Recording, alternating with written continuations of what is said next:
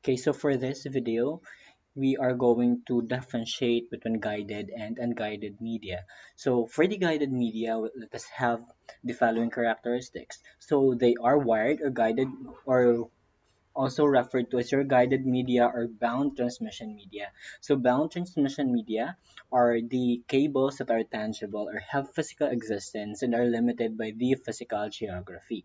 So among the popular ng mga bound transmission media or media which uh, we already almost know some this type of media. So these guided media are those with some forms of mga conductors that provides a conduit in which ang aton nga mga electromagnetic signals or waves are contained. So in essence, the conductor directs the signal that is propagating down it. So that's why it is referred to as your guided media because there is a certain path or guide nga kinahanglan again sa aton electromagnetic waves to travel. So only devices physically connected to sending a type of media or sa sending a type of transmission media is or will be able to receive the signals propagating down the guided transmission medium. So popular nga type of transmission media in this category are the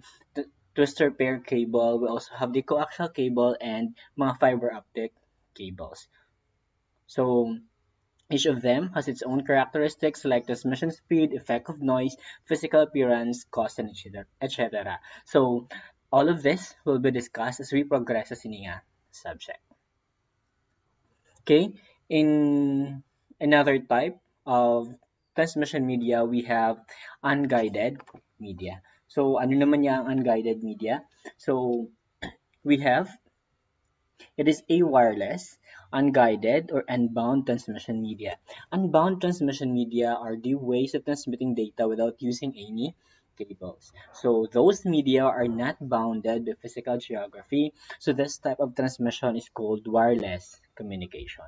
So hindi siya guided, so it radiates lang sa um, physical or sa aton air, for example, as your medium or as sang iyang alagyan. So this type of transmission media, so what we commonly know as your wireless nga communication.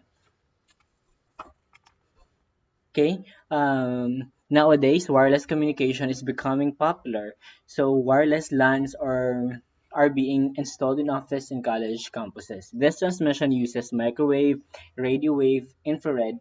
So nga type of communication, and they are unbound transmission media. So just for a simple comparison of what is happening or what are the characteristics of guided versus unguided, I have this representation here for the guided versus unguided media. Okay, the difference between guided and unguided media. Okay, we have guided and unguided media. So for the guided media, it uses a physical path or conductor to transmit the signals, while unguided media, syempre it uses some or it broadcasts the signals through air. The guided media is also called your wired communications. So syempre unguided is wireless communication. So next, the signal energy propagates with anti-guided media through wires. So, through wires sa guided media, through air naman para sa aton nga unguided media. So, it is mainly suited for point-to-point line configuration. So, guided media is for point-to-point line configuration, especially that ang connected lang sina ang transmission media ang pwede makareceive sang signal.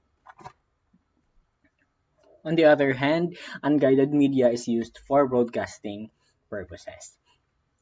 It is guided media is mainly suited for point-to-point nga communication because of the presence ng wire nga nagka-connect sa imo nga receiver kag sender. So the signal propagates in the form of voltage, current, or photons para sa aton nga guided media. And para sa ating unguided media, the signal propagates in the form of your EM waves or electromagnetic waves.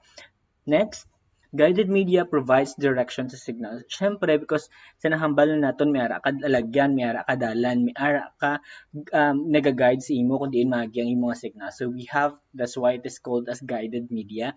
For unguided, naman siyempre wala sang direction ang signal. So, um, wala sa naga-direct sang signal kung diin siya maagi because it is radiated lang. So that is for unguided media. Next, categories of guided media are twisted pair cable, coaxial cable, and optical fiber. So para naman sa unguided media, so which is very common, we have radio wave, microwave, and infrared signals. So this is it para sa simple lang ang comparison of your guided and unguided media.